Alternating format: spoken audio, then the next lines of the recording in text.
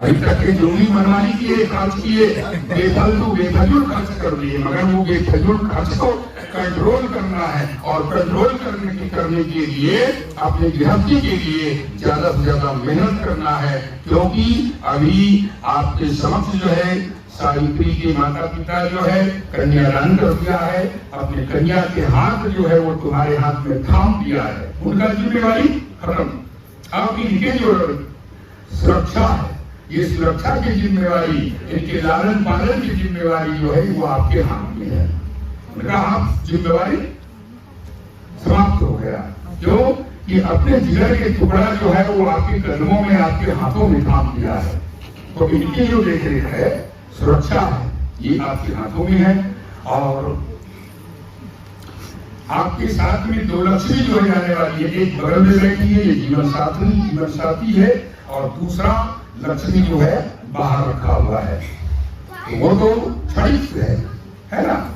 और जो जीवन साथी है, जीवन संगनी है, वो तुम्हारे बगल में बैठा हुआ है, तो कन्या की 7 वचन स्वीकार करना होगा।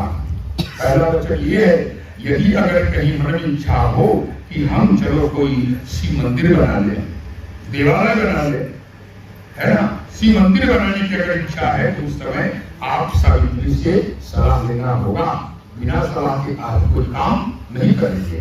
ये पहला वचन स्वीकार करना होगा। क्यों करोगे? हाँ। दूसरा वचन ये है कि यदि अगर कहीं, है ना, तीर्थ करना हो, व्रत करना हो, तप करना हो, एक बार जरूर अपनी पत्नी सावित्री से सलाह लेना होगा। ये दूसरा वचन स्वीकार करना होगा।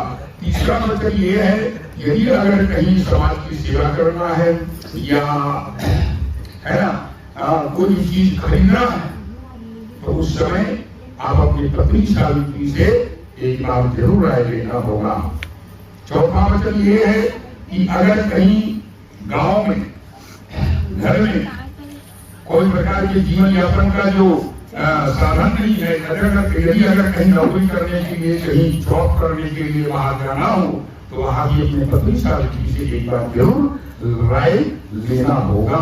पंचम वचन है ये, चतुर्थ वचन। पांचवा वचन ये है कि यदि अगर कहीं धन जो है इकट्ठा करना है, पैसा किसी बैंक में ले जाकर के जमा करना है, तो वहां भी अपने पत्नी से राय लेना होगा। ये छठवां वचन आपको स्वीकार करना होगा। और पंचम वचन, छठवां वचन ये है कि किसी प्रकार से अगर किसी से कोई दान लेना है, कोई दान दे रहा है, आपको कोई दान देने वाले तैयार है, तो वहां भी उस दान को अपने मन से नहीं लेना है, बल्कि अपने पत्नी से सलाह लेकर के उस दान को स्वीकार करना है। किसी ब्राह्मण, किसी साधु सन्यासी को दान देना है, तो वहां भी अपनी पत्नी से सलाह लेना होगा। बिना सलाह के तो किसी से दान नहीं ले सकोगे और न किसी को दान दे सकोगे। इस प्रकार की छठवां वचन स्वीकार करना होगा। सातवां वचन ये है, यदि अगर कहीं 2 पहिया वाहन लेना हो या 4 पहिया वाहन लेना हो, तो वहां भी तुम अपनी पत्नी से एक बार जरूर सलाह लेना होगा। बिना सलाह के आप ये काम नहीं करेंगे। और जिसके साथ फेरा लगाए हो सावित्री के साथ, सावित्री के सिवा किसी पराई नारी के ऊपर कोई दृष्टि नहीं डालता है। ये 7 वचन जो है आपको स्वीकार करना होगा। हर कार्य में अपनी पत्नी को साथ लेकर के अगर कोई कार्य करोगे तो वो कार्य सफल हो सकता है, और यदि अगर अपने मन से करोगे तो फिर उस कार्य में आप विफल हो जाओगे। इसलिए ये 7 वचन जो है आपको हर्षपूर्वक स्वीकार करना होगा। स्वीकार है। अब बारी है सावित्री तुम्हारी, है ना। तुरंत जो है कन्या जो है वर के मामले में जाने के लिए जब तैयार हो जाती है, तो उसी समय वर जो कहते हैं, कह देवी को मैं तुम्हें वामन का ऐसे नहीं दूंगा, मैं तुम्हें 7 वचन दिया हूं, तो तुम मेरी भी 5 शर्त है। ये 5 वचन जब तक तुम स्वीकार नहीं करोगी तब तक मैं अपनी बाएंगे में नहीं लूंगा। मेरा पहला वचन है, ये वर का पहला वचन है सावित्री तुम्हारे लिए। जहाँ राजा का दरबार लगा होगा वहां तुम्हें भूल करके नहीं जाना है। जहाँ शराब फटी हो वहां तुम्हें भूल कर नहीं जाना है। तीसरा वचन ये है, जहाँ जुआ होता है, जहाँ चौपड़ खेला जाता है, वहां तुम्हें भूल कर नहीं जाना है। और चौथा वचन है, अपने पति के आदेश के बिना, अपने पति की आज्ञा के बिना तुम अपने मैके नहीं आ सकते हो।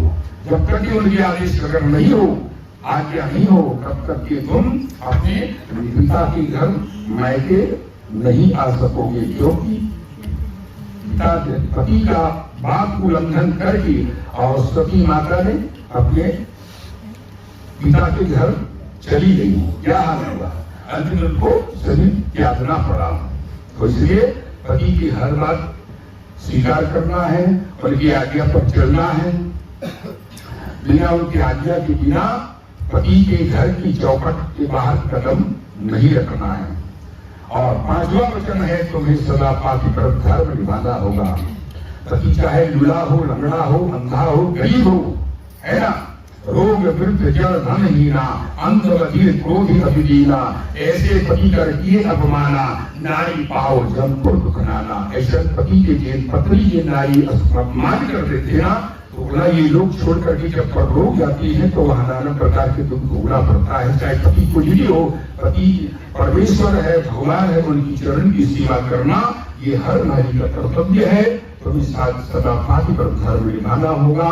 एक ही व्रत एक ही नियमा काय वचन मन पति पद प्रेमा, पत्नी की यही परम कर्तव्य है। रामचरित्र मानस में सुंदर जो है सती अनुसुईया जो है माता सीता अति सुंदर पति धर्म के बारे में बहुत सुंदर शिक्षा दे ही रही है। और ये चौपाई मानस की चौपाई है। पति चाहे कुछ भी हो, एक साथ जिसके साथ फेरा लगाया जाता है, उस पति का परित्याग नहीं करना है। पति के घर तुम अपनी सहेली को, अपनी माँ को, अपने पिता को, सबको तज करके तुम यहाँ से विदा हो रहे हो, वही तुम्हारा सर्वस्व है। वहां तुम्हें चाहे दुख मिले चाहे सुख मिले, और ससुराल की बात ला करके मैके में न तो माँ को बताओगी और ना ही अपने पिता को बताओगी। सबको सहन करते हुए अपने ससुराल वालों को प्रसन्न करना है ना। सुंदर प्रेम की भाषा से सबको प्रसन्न करना है, ताकि अपने माता पिता की नाम रोशन हो और ससुराल में भी नाम रोशन हो कि चलो बहू जो आया है ना, अमुक के यहाँ बहू आया है, बहुत सुंदर बहू है, ऐसा गांव में प्रशंसा होना चाहिए। ये प्रकार से 5 वचन तुम्हें स्वीकार करना होगा, जिसके साथ तुम फेरा लगाए हो। इनके अलावा किसी पराये पुरुष की तरफ नजर नहीं डालना। इस प्रकार से 5 वचन तुम्हें स्वीकार करना होगा हर्ष से। इस बात को ध्यान लगा करके सुन लो। इस प्रकार से कन्या जो है कहने लगे, कहे स्वामी आपने मुझे 7 वचन दिए तो है, मगर इनका कोई गवाह, कोई साक्षी, बिना साक्षी के मैं इसको स्वीकार नहीं करूंगा। गवाह चाहिए। 2 व्यक्ति के बीच में अगर कहीं पैसा के लेन देन है और तीसरा के गवाह की आवश्यकता पड़ती है, बिना आवश्यकता बिना साक्षी के उनका कोई पकड़ नहीं होता। तो इसलिए मुझे पकड़ चाहिए, मुझे गवाह चाहिए, साक्षी चाहिए।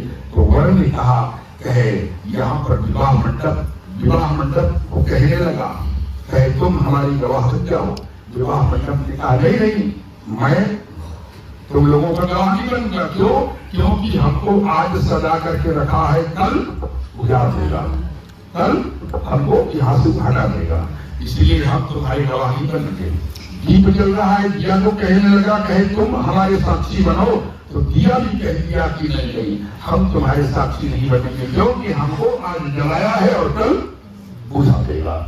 गौर गणेश को साक्षी दिया गया, तो गौर गणेश कहने लगा, तो गौर गणेश भी कह दिया कि नहीं, हम भी तुम दोनों के साक्षी हम भी नहीं बनेंगे, क्योंकि आज हमको यहाँ स्थापना किया है और कल ले जा करके नदी नाले में जल के धारा में प्रवाहित कर देगा।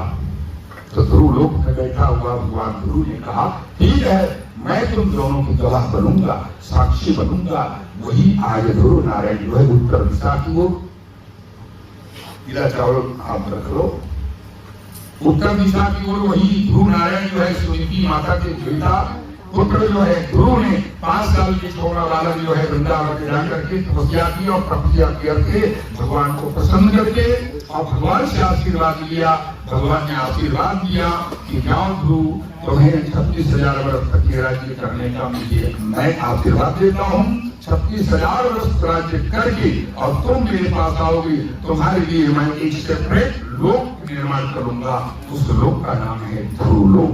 ध्रुव लोक में आदमी उत्तर दिशा में तारा के रूप में, ध्रुव जो है अपना सही रूप में वहां पर विराजित है।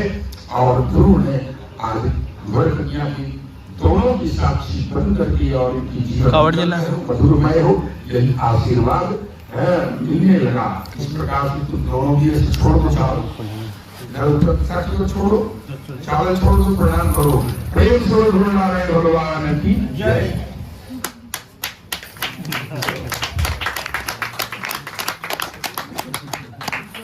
मकारू